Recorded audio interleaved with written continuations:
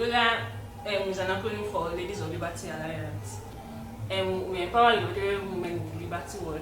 Okay. And we teach them the material principles and how to fight in society, like physical fighting. Okay, fight. No physical fight.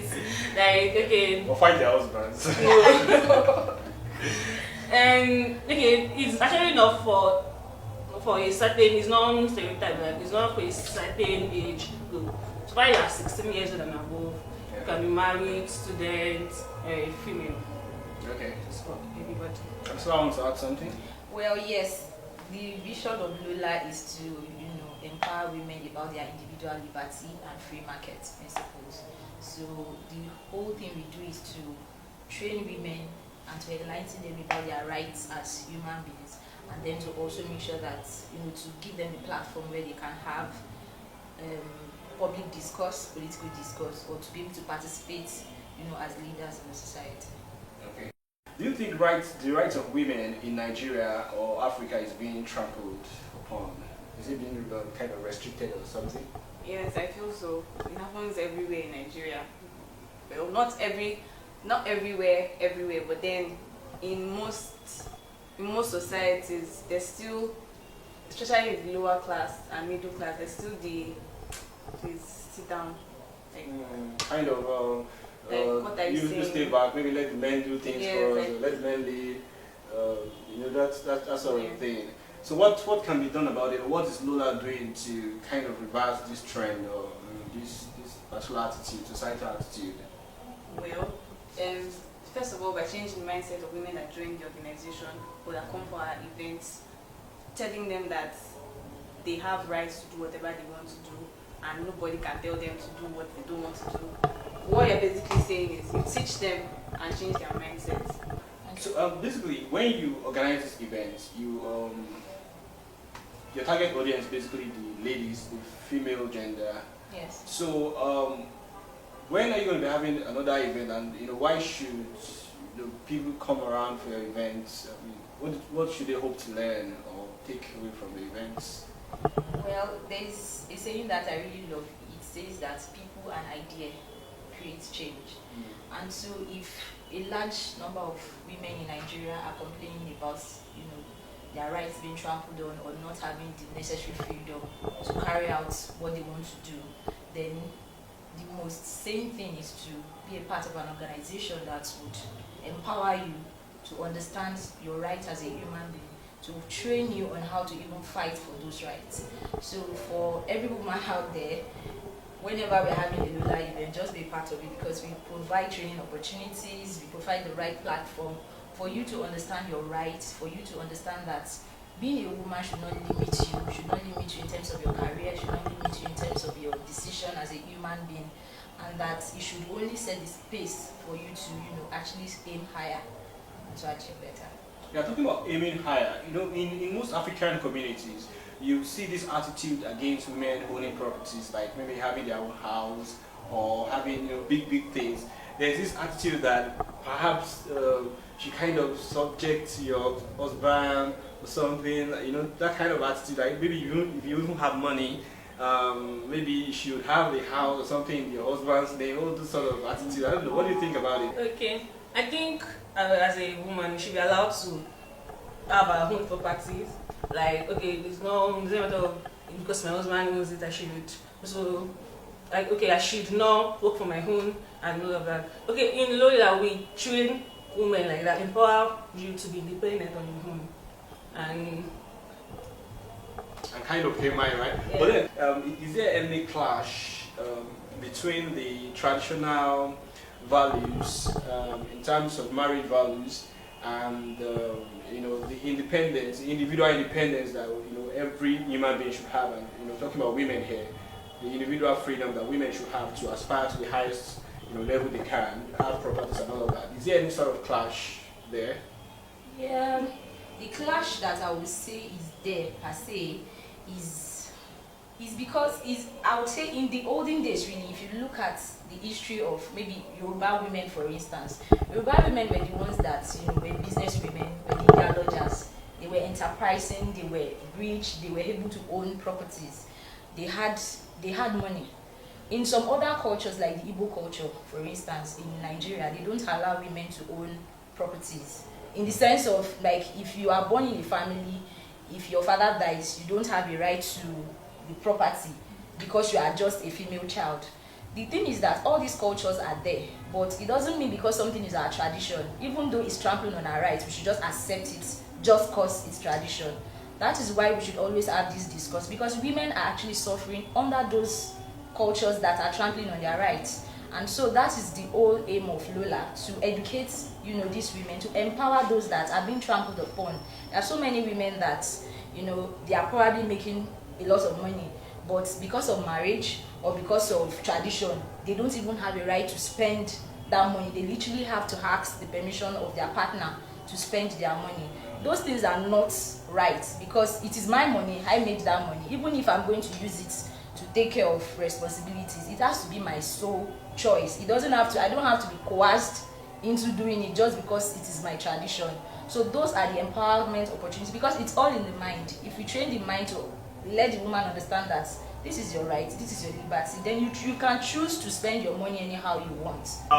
Sometimes when we have change is usually gradual in most societies. But then, how do we have these women educated about their rights, about how, you know, their freedom should be exercised without it being a kind of shock, like, you know, coming so sudden? How is it going to be a gradual process? Okay, it is always a gradual process. Change is always a gradual process. You can't just bring things in. You have to bring it in. Keep telling people about it, telling them about it. Eventually, it might not be that. It might not happen. The change you expect might not happen in like 10 years, but you'd see it in time, in years to come, in decades to come. You'd see the effect of your continual enlightenment, or people keep talking about it, and before you know it, at least this person has told this person has told this person, they passed it on to. Great. You know, we have this global liberty movement now, you know, a whole lot of individuals from different countries advocating more human freedom and economic freedom, social freedom and otherwise. And then we've seen that we don't really get to see a lot of ladies in the liberty movement. I think that must have been one of the reasons why we have LOLA. So how do you think this can change, really, and how are you working to change this narrative, this situation? Okay.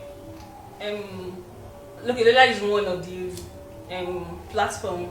I think with time, okay, if LOLA is known globally and all of that, people will join. People will be like, okay, these people are actually doing something great and all of that. It is, like she said, it's a gradual process. Start telling people about LOLA, start making them know, okay, this is what we do with LOLA, this is the benefits you gain from LOLA. I think with time, ladies will start joining and all of that. Okay, so Abisola, you mean when we talk about ladies, you know, joining this platform to, you know, kind of leverage it for, you know, greater human and, you know, economic freedom, what would actually motivate more ladies, I mean more females, more women to aspire for greater freedom? I mean, in Nigeria, for example, what's that thing that can actually, you know, kind of stir up more women to take up this cause? I think the most significant thing would be preaching independence, financial independence through empowerment opportunities. Because there's so much poverty when you look around you in Nigeria. There are so many women who are housewives, who are not even able to, you know, live without the finances of their husbands. There are so many women that, you know, they have dreams that they can't even achieve those dreams just because they are not financially independent. And, you know, because of the mindset, they are still in that space where they are thinking, oh, empowerment or economic freedom is such a huge thing that they cannot aspire to. But LOLA creates a platform where they are already empowered, their mindset about free markets, you know, when you start teaching them about free markets. And LOLA also provides entrepreneurship skill-based trainings, which provide these women the opportunity to, you know, go into one business or the other. And once a woman has financial independence, then she's set. She can make her choices. Because many times, if you look at women in terrible situations, they continue to stay in those terrible situations just because of their financial incapability, because they can't take care of themselves, because they can't feed their children, because they are dependent on their parents or they are dependent on their spouses. But if a woman, if a girl child has been trained or empowered with the financial freedom to take the bull by the horn, or to have a business or an idea that you can actually do this, then I think we'll be able to achieve more. Yeah, great. So, I mean, from this discussion so far, we can actually come to the conclusion that it's very important for women to have that economic capability, economic freedom, in order to be able to provide for themselves, basically, and be able to stand on their own. Are there some sort of empowerment programs LOLA is doing, or perhaps don't do those sort of things? And then how do you think women should, kind of leverage these empowerment programs, or even on their own, kind of reach out for programs and trainings that can help them achieve that economic independence? LOLA has empowerment programs. We've had skill acquisition programs where the audience came to learn about makeup, gili, shambalas, things they could just sell to make money. And then there was also a talk on entrepreneurship. Also, it's not just entrepreneurship. They also, like today, our speaker talked to us about developing yourself. So as you're in LOLA, you keep learning new things. You keep learning and changing your mindset about a whole lot of things. You get to gain knowledge on certain things, learn how to do certain other things. You grow, you have better skills. When you come in and when you are going out, you're just a whole different person, because you've gained so much and it's knowledge that you can work on and use it to kind of improve yourself. So for younger ladies, how do you appeal to more youthful ladies? Do you have some sort of events that can actually appeal to younger ladies? Maybe social, things that can just basically, attract younger ladies. LOLA is basically social. It's a social group. So we have movie hangouts, just hang out to eat. One time we watched V for Vendetta. It's not just serious. And during our programs, there are games. You get to interact, play, have fun, but also talk about serious stuff. Great. So LOLA is about ladies, right? I mean, do you accept men in your meetings and gatherings? Unless you're the photographer. Alright.